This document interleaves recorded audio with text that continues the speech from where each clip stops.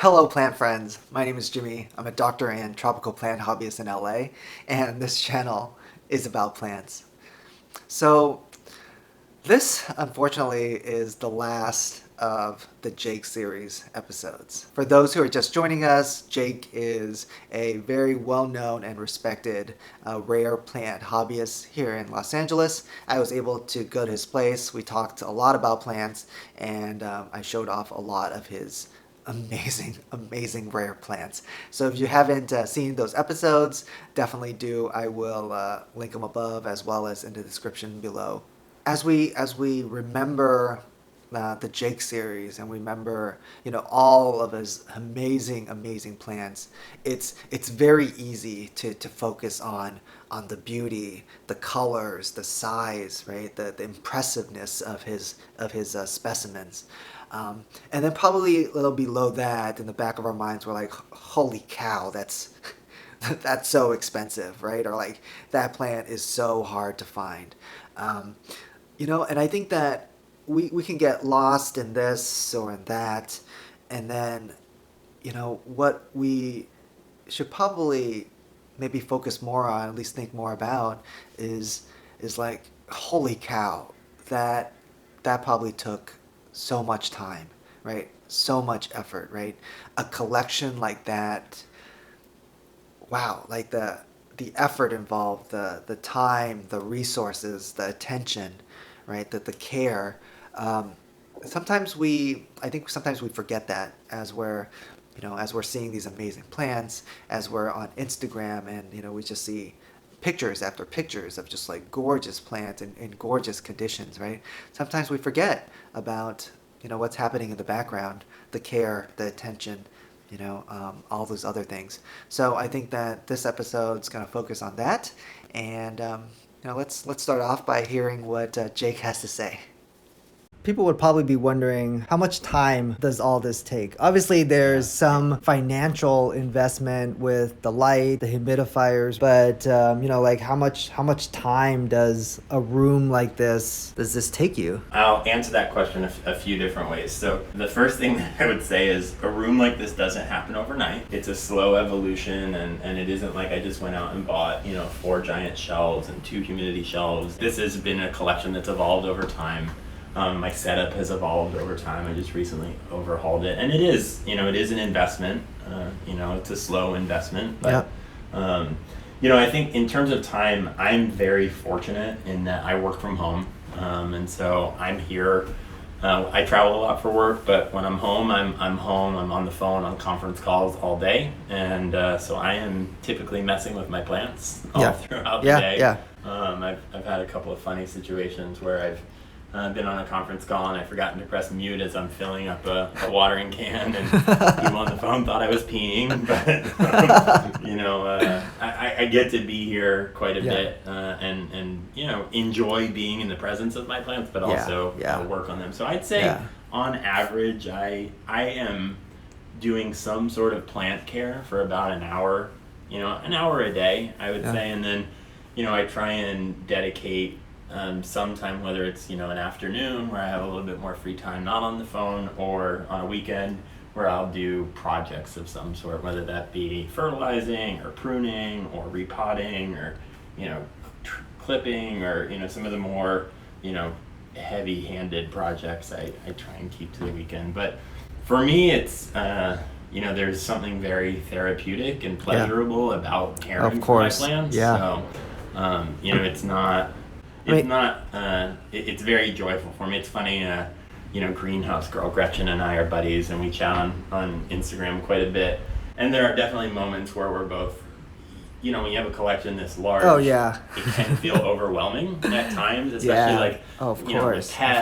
Pests are a part of having plants, but when you start finding spider mites on a dozen plants, that can definitely feel a little overwhelming, but I've just learned to kind of, one of the approaches that I take is just by design of how my plants are set up. I'll kind of focus on one shelf at a time. That's smart.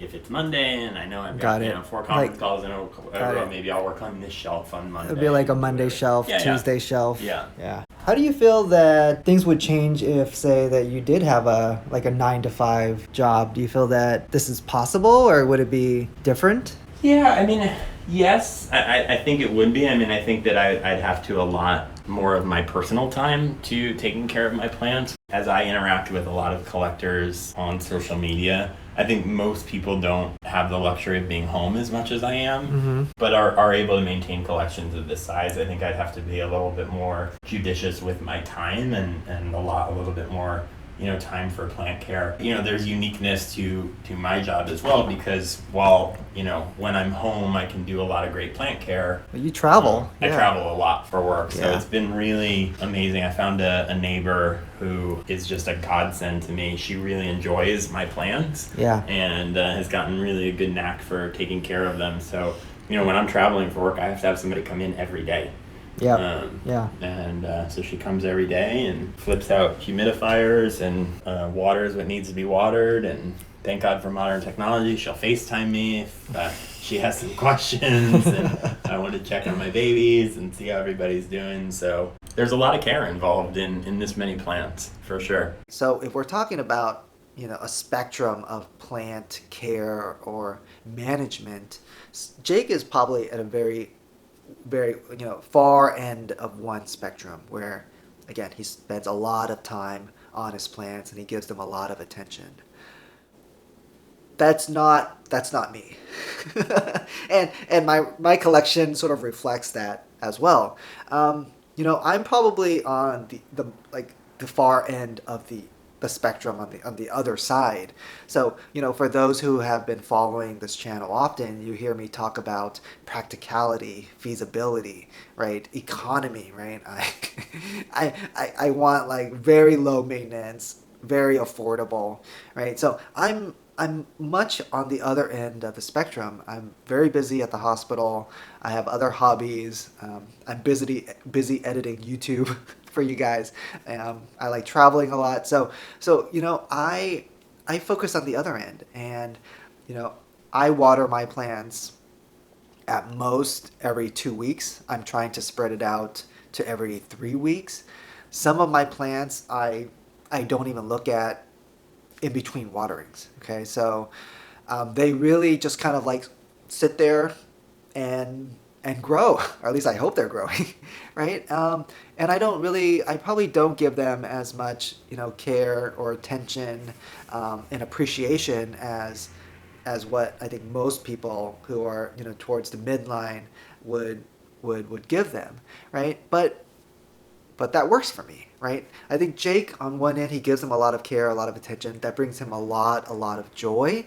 And yeah, it makes him happy. That's the kind of plant parent he wants to be, right? And me, on the other end of the spectrum, I like not doing that much for my plants. I like them to survive and thrive within my busy life and schedule. I want to incorporate them into my life instead of like me being a slave to their maintenance. It makes me happy that I only see them, or look at them every 1 or 2 weeks or so, and they're thriving. Or when a new leaf pops out and I didn't know about it, I like that surprise. I like that they can survive and do things by themselves without me hovering, right? But that's the kind of plant parent that I am, and that's how I'm able to incorporate them into my life, right? I could not do what Jake does, right? If every plant requires a high amount of maintenance or high amount of attention, I would not be able to bring plants into my life, right? So probably a lot of you are, your guys are probably not Jake. You guys are probably not as lazy as me, and probably a lot of you guys are probably towards, more towards the middle. I know a lot of you guys probably have, definitely have jobs, families, other hobbies. You guys probably have friends. And other things that take up your time. So you guys are probably somewhere in the middle. And that's fine. I think that regardless of where you are in the spectrum, we all share this passion, this love for plants, right? And we're trying to make it work. We're trying to bring them into our space and appreciate them, and joy, happiness, like all those good things from plants, right? But I think it's fine to realize that there's a spectrum, and I think it's also very fine to know that wherever we are in the spectrum is fine, right? I think that we should respect, wherever we are and wherever other hobbyists and other planters are, in in their plant care spectrum. I think when some people look at Jake's collection, they are overwhelmed by the financial investment part, right? They're like, I can never own a collection like that. Those plants are just like way too expensive, way out of my price range. Um, yes, he does have some really, really expensive plants, right? Expensive plants that a lot of people could not afford, right? But then he also has a pothos wall, right? He has a lot of plants that are very affordable, or that are available, or are not as ridiculously priced. Um, I think that it's very easy to focus on the financial part and forget about all the other things that Jake did or Jake has done to acquire his plants, right? We talked a lot about social interactions, relationships, right? Plant swaps, making friends, building a community, being part of the community, right? In the Jake series, we really emphasize that on several episodes, and I think that we emphasize it because we both agree that it's really important.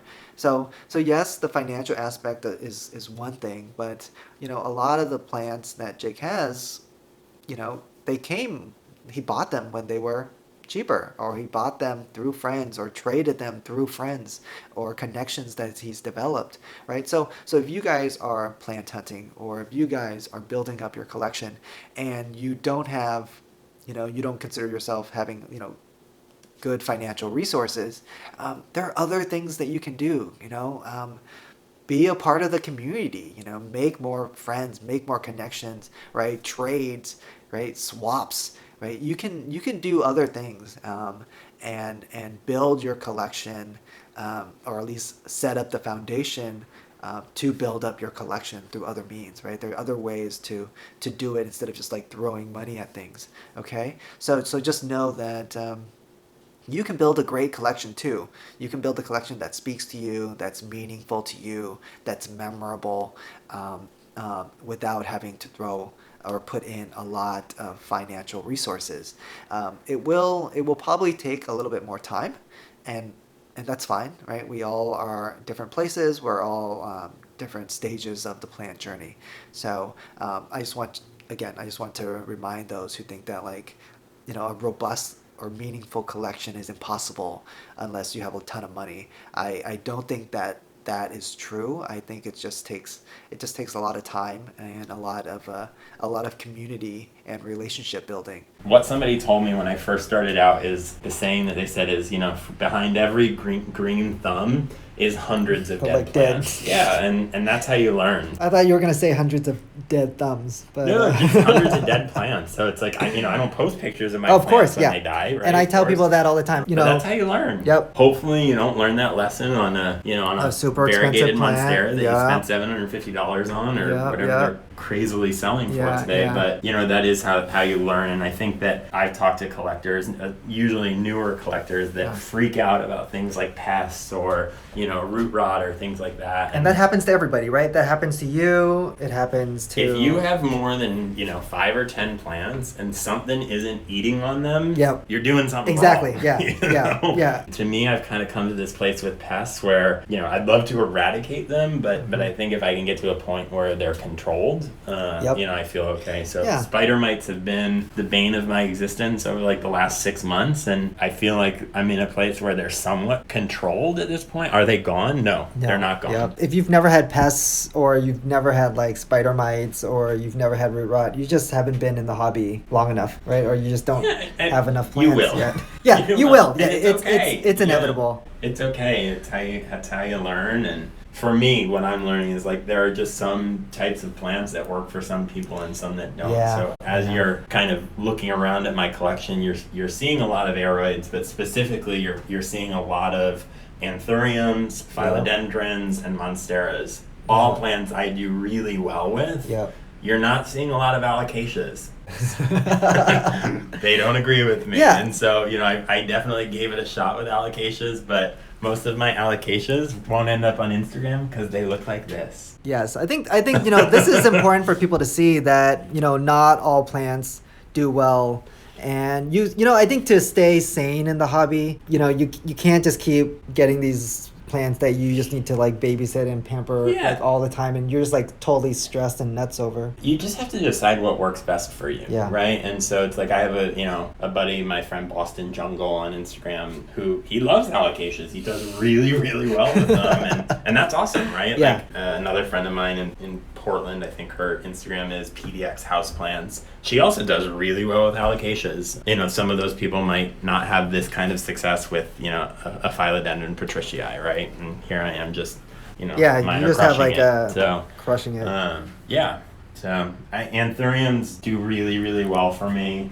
I seem to do pretty well with philodendrons for the most part, and monsteras are a gem for me as you're well. just knocking it out. Yeah.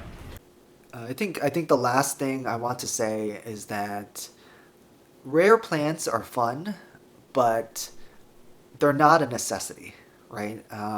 You can have a very meaningful, very personal, very joyous collection, and they don't have to be rare, right? I think I've said many times, just find a plant that speaks to you, right? Or surround yourself with plants that speak to you, that bring you joy, right? Surround yourself with things that you love, okay? So that's one, is that your collection doesn't have to be rare. Two is that your collection doesn't have to be ginormous, right? You don't have to have 200 plants. You don't have to have 150. Like you can have 10 plants, and that's perfectly fine, right? We are all in different stages of our lives. We all have other pressures and responsibilities that we have. Some of you guys have kids. Some of you guys have pets that eat plants, right?